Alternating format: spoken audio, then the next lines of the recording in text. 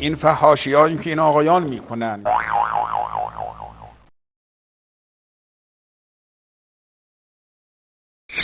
یا اون آقایان خانم هایی که اجیر کردن رکیکترین عبارت ها رو میگن.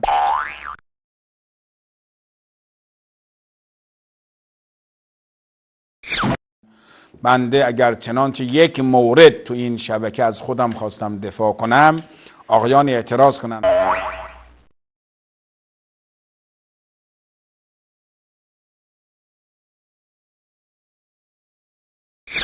که فلانی شما از خودت دفاع کردی.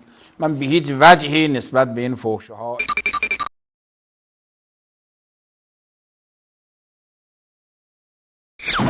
اهانت ها، بهتان ها